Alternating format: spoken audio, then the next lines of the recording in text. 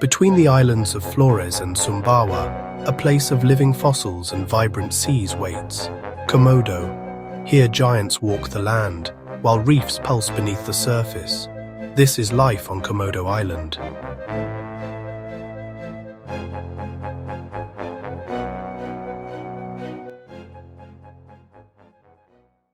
The Komodo dragon, the largest living lizard, is the island's undisputed apex. A heavyweight champion of the reptile world, a mature male can stretch over 3 meters long and weigh more than 150 kilograms. This is a creature born of island gigantism, a phenomenon where isolated species evolve to enormous sizes. Its ancestors roamed Australia millions of years ago, and here, in this lost world, this living relic has found its last refuge. Its hunting strategy is one of patient, calculated violence. It is an ambush predator, lying motionless for hours, camouflaged against the dry earth. When prey wanders within range, the dragon explodes into a short, powerful burst of speed.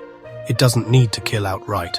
A single, well-placed bite is enough to begin a slow, inexorable process. To find its prey or the promise of a meal from miles away, it relies on an extraordinary sense of smell, tasted on the air itself. The iconic forked tongue flicks out, gathering scent particles.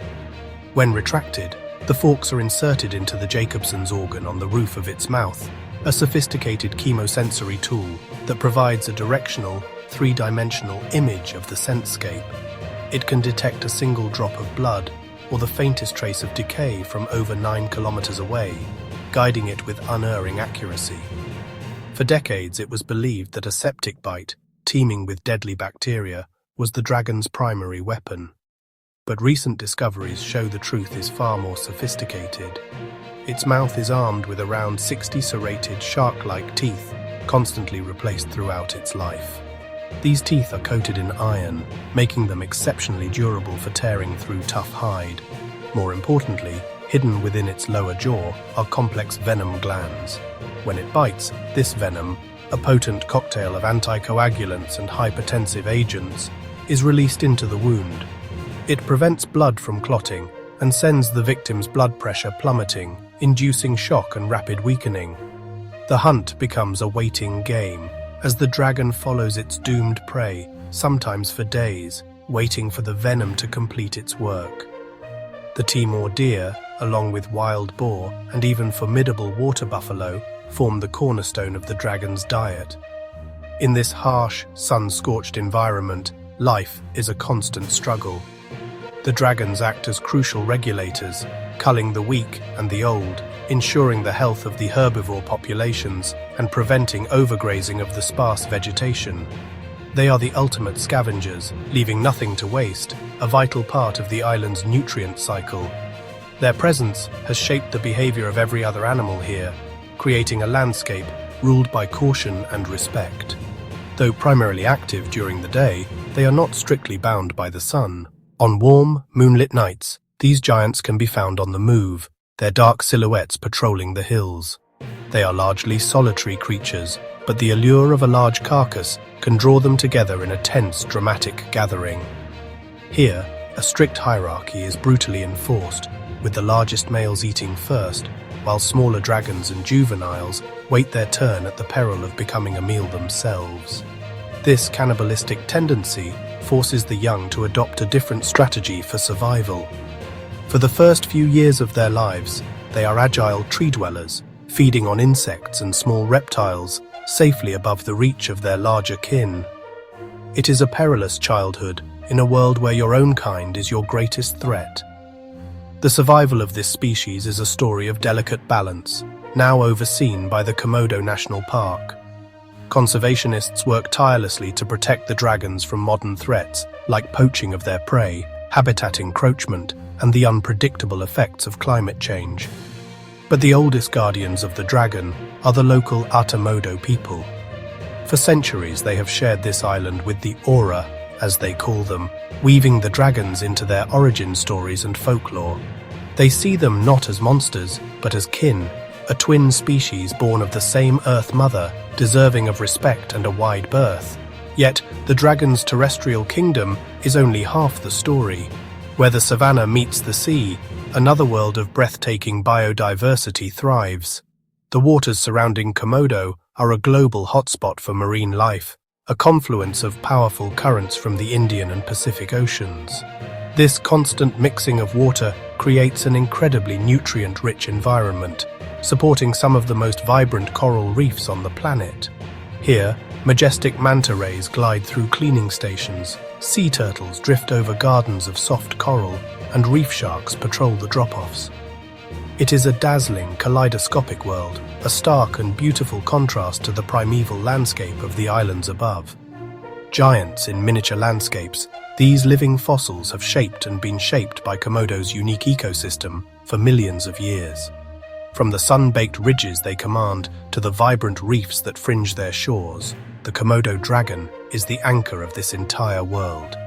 It is a symbol of raw, evolutionary power, a survivor from an age of giants. Its continued existence is inextricably linked to the health of its island home and the rich waters that surround it. To protect the dragon is to protect this entire irreplaceable ecosystem, a living museum where the past is ever present, and a powerful reminder of nature's enduring wonder and fragility. While the dragons command the land, an equally magnificent kingdom lies just beneath the waves. Komodo National Park protects a vast marine sanctuary, a critical nexus within the Coral Triangle, the global epicenter of marine biodiversity. Here, the Indian and Pacific Oceans converge, creating a dynamic, nutrient-rich environment that fuels an explosion of life, resulting in an underwater spectacle of unparalleled richness. The foundation of this world is built by hundreds of species of coral, creating sprawling, complex cities that pulse with energy. These structures provide shelter for over 1,000 species of reef fish. Swarms of damselfish flicker in unison, while vividly patterned angelfish navigate the coral alleyways.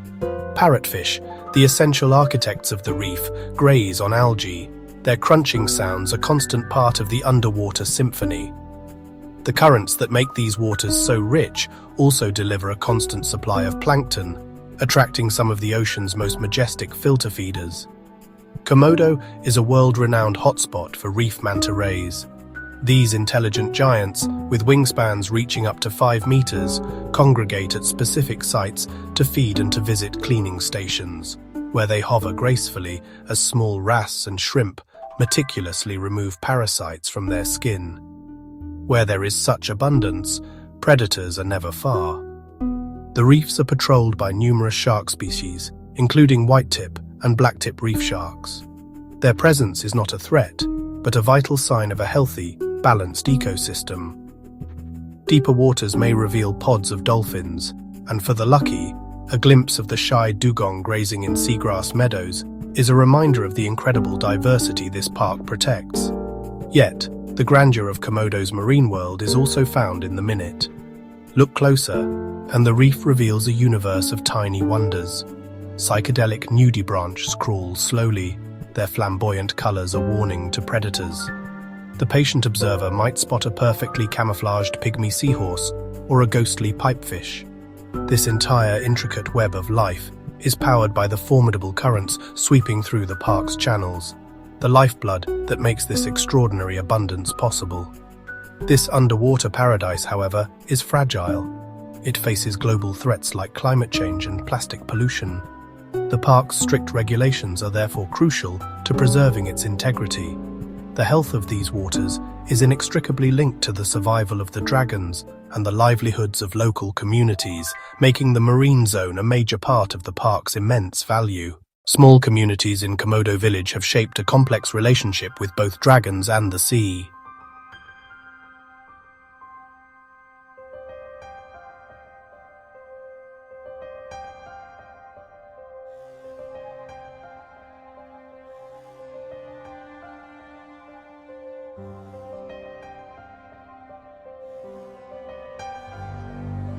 Overfishing, illegal fishing, climate impacts, plastic pollution, and tourism pressures threaten this fragile system.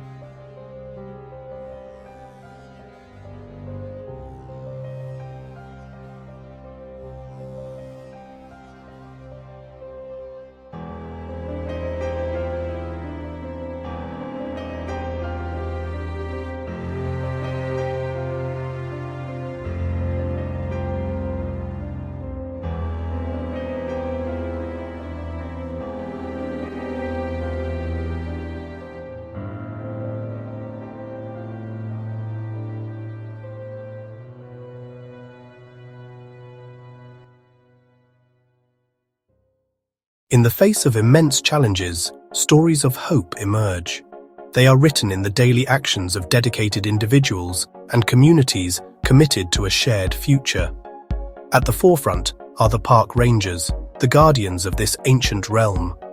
Their work is a demanding blend of conservation science, law enforcement, and diplomacy.